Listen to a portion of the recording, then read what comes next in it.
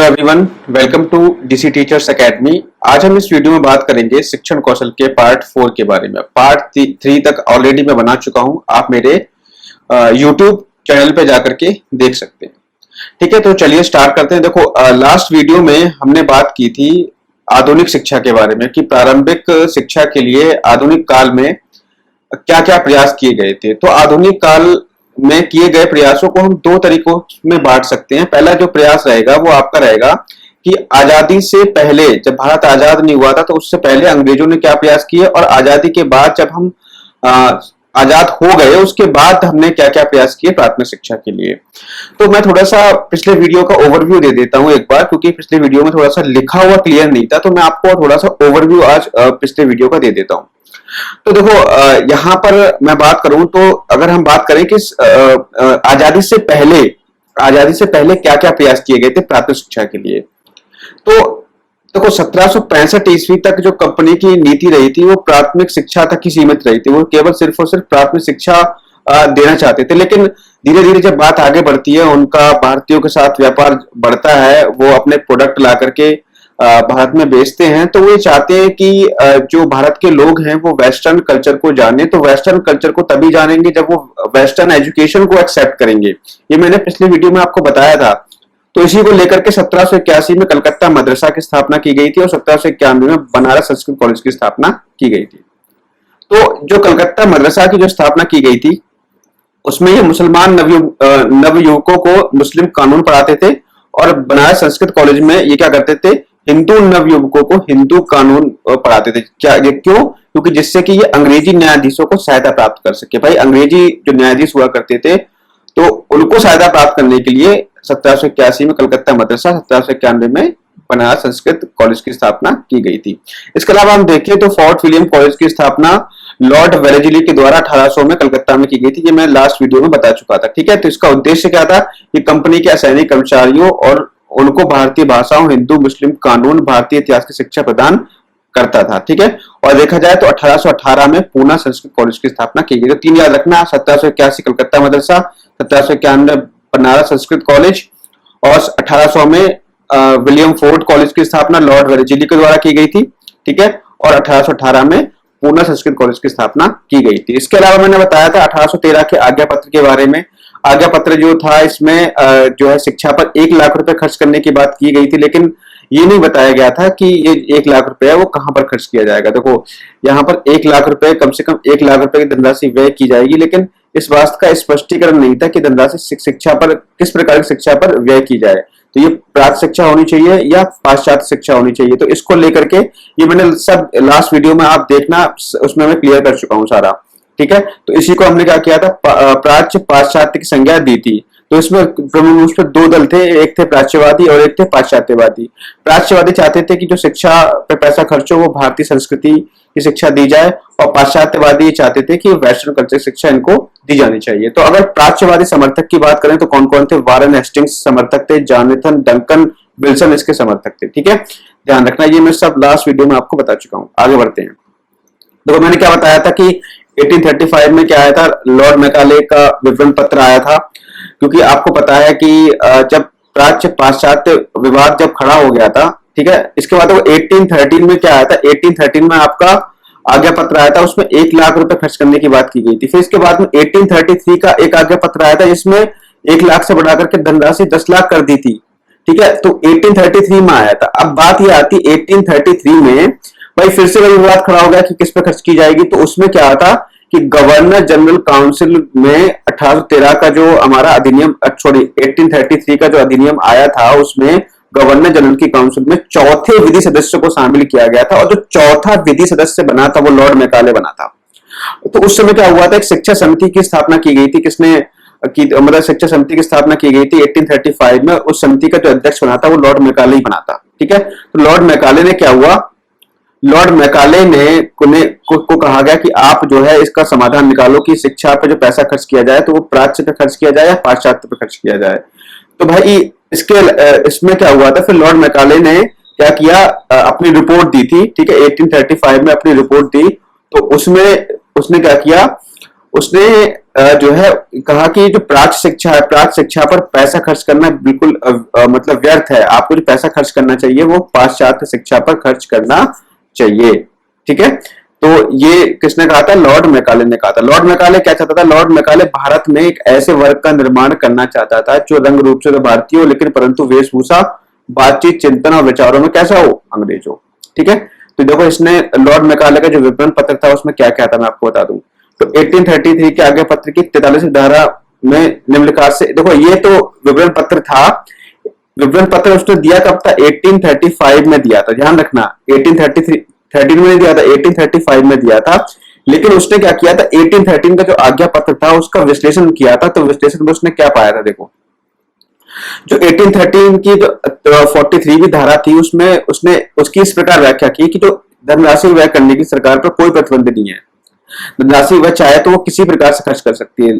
तो इसने ये कहा था कि लेकिन देखो साहित्य शब्द के अंतर्गत केवल अरबी और संस्कृत साहित्य को शामिल नहीं किया जाए, अब तो अंग्रेजी साहित्य को भी शामिल किया जाए। उसने ये उसकी बात की थी। ठीक है, लेकिन 1835 में जो इसकी रिपोर्ट आई थी उसमें उसने पूरा मतलब ये कह दिया था कि जो शिक्षा पर खर्च किया जाए तो वो पाश्चात्य शिक्षा पर खर्च किया जाए। ये मैं सब बता चुका हूं आपको। और जो निस्यंदन का सिद्धांत भी दिया था वो किसने दिया था? लॉर्ड मैकाले ने दिया था। कि ये क्या था कि जो शिक्षा, अगर आप उच्च वर्ग के लोगों को शिक्षित करोगे तो उच्च वर्गों से शिक्षा जो है रिस रिस कर निम्न वर्ग के लोगों तक पहुंचाएगी। निस्यंदन का सिद्धांत था, ये भी लॉर्ड मैकाले ने दिया था। लॉर्ड मैकाले का एक कथन ये भी है कि यूरोप की पुस्तकालय में पुस्तक से भरी एक अलमारी समस्त अरब साहित्य व संस्कृत साहित्य के पुस्तकालय के बराबर है। ये कथन किसका था? ये भी लॉर्ड मैकाले का कथन था। तो ये चीज ध्यान रखना। अब देखो प्राच्य पाश्चात्य विवाद का अंत कब से हुआ? 1839 में जो ऑकलैंड का जो घोषणा पत्र आता है लॉर्ड ऑकलैंड का, ये मैंने बताया था आपको लास्ट वीडियो में। ठीक है,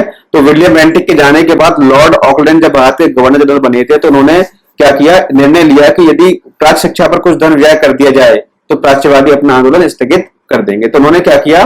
प्राच्यवादी को शिक्षा पर प्रतिवर्ष 31,000 रुपए देने की घोषणा कर दी थी और इसी तरीके से इसका जो है विवाद का अंत हो जाता है। ठीक है, तो ये चीज ध्यान रखना। इसके अलावा अगर हम बात करें, फिर 1853 में ईस्ट इंडिया कंपनी के आज्ञा पत्र द्वारा से जब आया तो इसमें क्या किया? भारतीय शिक्षा की समस्याओं का समाधान किया गया था। तो चार्ल्स वुड, उसमें आपको बताया था, तो 1853 में एक्ट आया था और उसी में 1853 में जो है एक्ट के अंतर्गत 1854 में एक आयोग का गठन किया गया जिसे कहा गया वुड डिस्पैच। वुड डिस्पैच जो आया था 1854 में आया था, वो किसकी देन थी? 1853 के अधिनियम की देन थी। ठीक है, तो इसमें क्या किया था? चार्ल्स वुड कंपनी के बोर्ड ऑफ कंट्रोल इसके सभापति थे। मतलब चार्ल्स वुड जो थे बोर्ड ऑफ कंट्रोल के सभापति थे। उस समय क्या था? एक बोर्ड ऑफ कंट्रोल हुआ करता था जो कि नियम और कानून बनाया करता था। तो हुआ क्या? 1854 में एक भारतीय शिक्षा नीति को कब प्रकाशित किया गया? तो जिससे हमने क्या कह दिया? वुड का घोषणा पत्र। तो कब आया था ये? 1854 में आया था। ठीक है, तो इसके बारे में मैंने आपको कल बता दिया था कि वुड का घोषणा पत्र क्या था। इसके बारे में आपको देखना है तो मेरा लास्ट वीडियो जाकर के देख लीजिए। इसके बाद हाँ देखो, इसके बाद क्या आया था? हंटर कमीशन आया था। तो हंटर कमीशन कब आया था? हंटर कमीशन आया था आपका 1882 में, 1882 में हंटर कमीशन आपका आया था। और इस आयोग के अध्यक्ष कौन थे? विलियम हंटर थे, इसीलिए इसको हंटर कमीशन कहा गया। और ये कह सकते हो हंटर कमीशन क्या था? प्राथमिक शिक्षा पर प्रथम शिक्षा आयोग था। ठीक है, प्रथम शिक्षा आयोग इसको माना जाता है प्राथमिक शिक्षा पर। ध्यान रखना, मैंने कल बताया था आपको। तो इसमें किस पर बल दिया गया? इसमें बल दिया गया था, देखो यहाँ पे कुछ पॉइंट आपको दिए गए हैं तो इनको आप पढ़ लेना है एक बार। ठीक है, ये इतने इंपॉर्टेंट नहीं है फिलहाल, बस आपको ध्यान रखना है कि 1882 में क्या आया था? हंटर कमीशन आया था। 1854 में आपका क्या आया था? आपका वुड का घोषणा पत्र आया था। ठीक है, शिक्षा का मैग्ना कार्टा किसे कहा जाता है? वुड के घोषणा पत्र को शिक्षा का मैग्ना कार्टा कहा जाता है। मैंने इसके बारे में कल आपको बताया था। ठीक है, अगर आप देखें कि भाई अगर देखो इतनी ये बात हो गई, इसके अलावा देखो मैंने कुछ और भी बात की थी। मैंने ये कहा था कि आपकी हरटाग समिति आई थी, गोखले का विधेयक आया था प्राथमिक शिक्षा पर। ये हम बात कर रहे हैं जब हमारा देश आजाद नहीं हुआ था उससे पहले की। देखो फिर बुनियादी शिक्षा की बात की थी किसने? महात्मा गांधी ने बात की थी बुनियादी शिक्षा की। ये सब मैं बता चुका हूं आपको पिछले वीडियो में। अब हम देखो यहां से हमारा स्टार्ट होता है, अब हमारा यहां से स्टार्ट होगा, यहां से हमारा स्टार्ट होता है कि अब आजादी के बाद क्या प्रयास किए गए, आजादी के बाद कौन कौन से प्रयास किए गए थे। तो देखो आपको पता है कि तो आजादी के बाद जो हमारा स्टार्ट होता है 1947 से स्टार्ट होता है और आपको पता है कि 1950 में हमारा संविधान लागू हो चुका था। संविधान लागू हो चुका था तो उसमें 7 आपको मौलिक अधिकार दिए गए थे, जिसमें से एक जो मौलिक अधिकार था अब हटा दिया गया, संपत्ति के मौलिक अधिकार हटा करके 6 मौलिक अधिकार कर दिए गए हैं। तो देखो मैं आपको ये क्यों बता रहा हूँ, देखो जब संविधान हमारा लागू हुआ था तो हमारे सामने सबसे प्रमुख जो समस्या थी, एक तो हमारे पास आर्थिक समस्या थी, इतने मतलब हमारे पास जो आर्थिक संसाधन थे बहुत बहुत कम थे।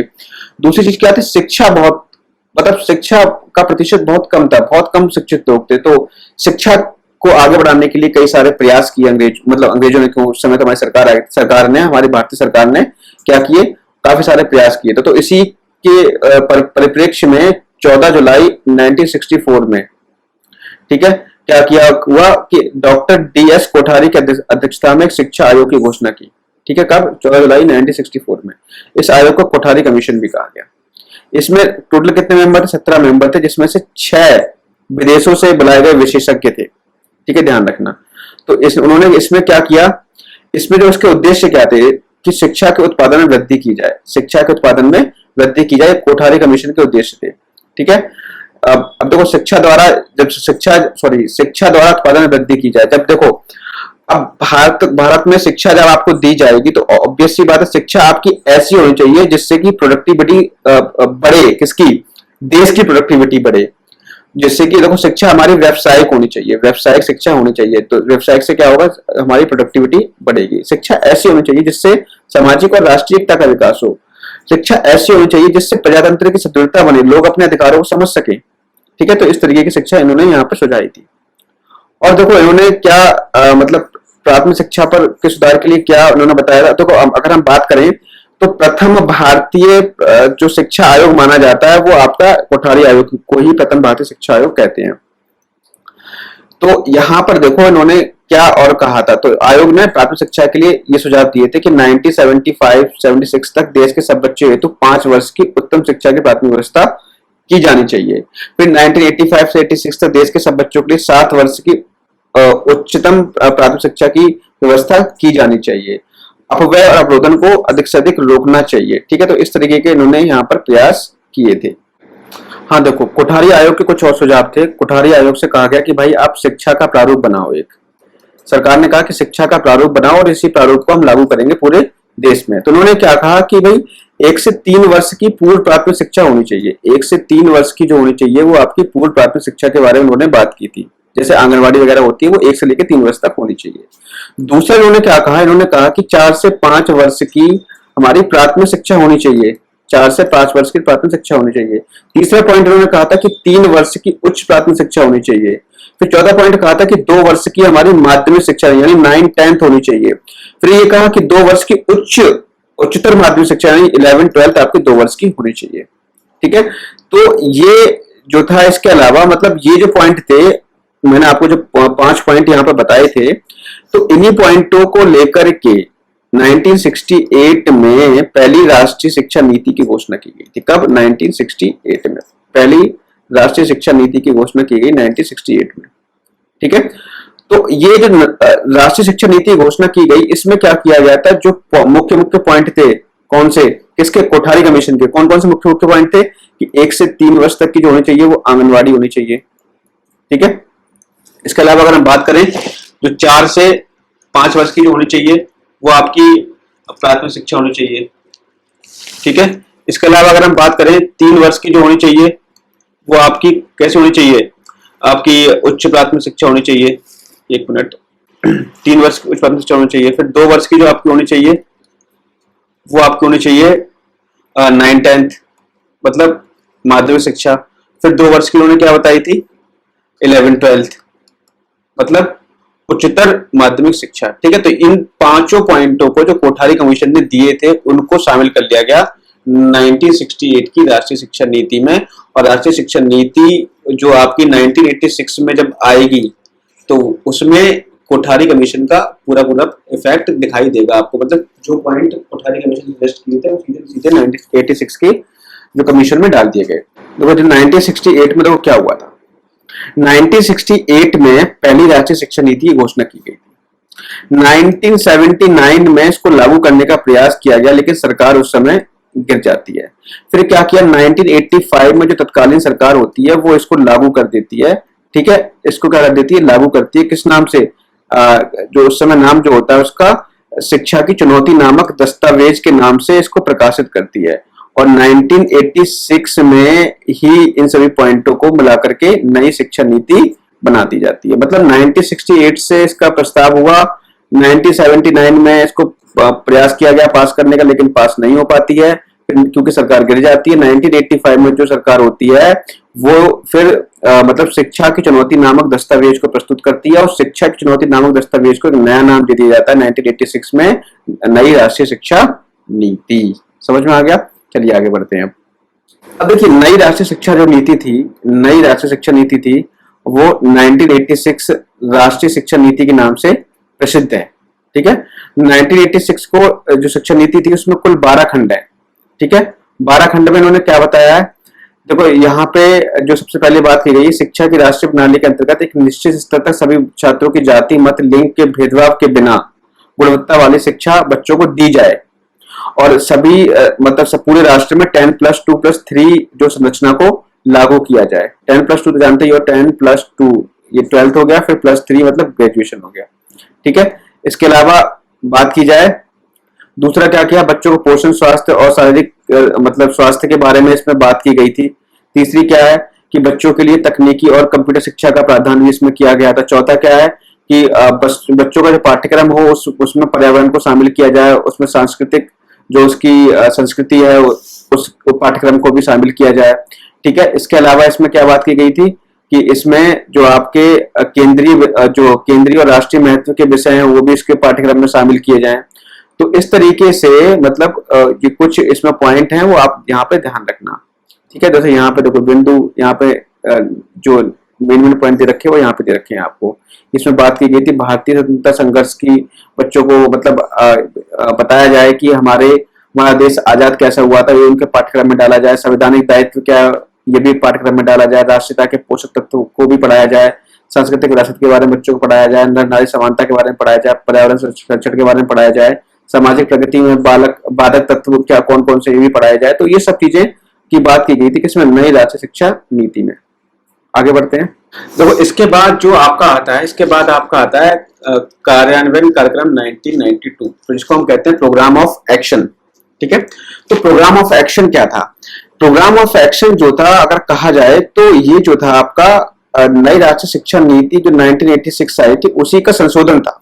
उसमें संशोधन करके जो है यहाँ पर देखो, यहाँ बताया भी गया है 1992 में राष्ट्रीय शिक्षा नीति 1986 के संकल्पों का संशोधन करके कार्यान्वयन कार्यक्रम 1992 तैयार किया गया।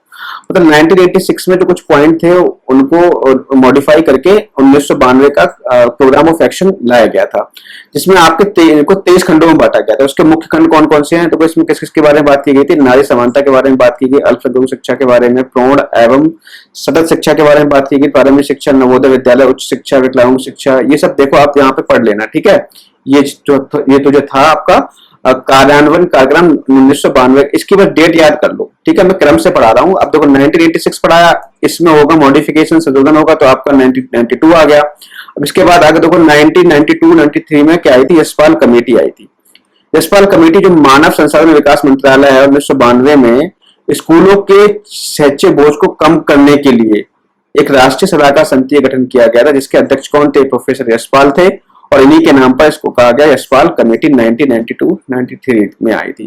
15 जुलाई 1993 को उन्होंने अपनी एक रिपोर्ट प्रस्तुत की जिसका शीर्षक था शिक्षा बिना बोझ के, और इसमें आपके निम्न बिंदु सुझाए गए थे। तो देखो यहाँ पर आप इनको पढ़ लेना, मतलब जो जो मेन बिंदु है उनको पढ़ लेना। तो ये देखो, प्राथमिक शिक्षा पर बच्चों को गृह कार्य ना दिया जाए, ये किसने बताया था? तो ये आपका यशपाल कमेटी ने बताया था।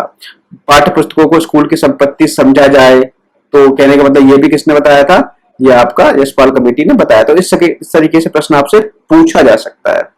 ठीक है, चलिए तो आज के वीडियो से इतने रखते हैं। बाकी जो अगला जो वीडियो होगा उसमें हम शिक्षा के जो कुछ इंपॉर्टेंट आर्टिकल्स हैं, जैसे आपका आर्टिकल 21A है और आर्टिकल 45 है। इसके अलावा आर्टिकल और भी जो आर्टिकल हैं जो बच्चों संबंधी, जैसे आर्टिकल 23 है, आर्टिकल 24 है, ठीक है, आर्टिकल 28 है एजुकेशन रिलेटेड, आर्टिकल 29 है, 30 है आर्टिकल, इन सब के बारे में बात करेंगे कल की वीडियो में। ठीक है, तो आज के वीडियो में सिर्फ इतना ही। मिलेंगे नेक्स्ट वीडियो में। Do subscribe my channel. मिलते हैं नेक्स्ट वीडियो में। Thank you, have a nice day.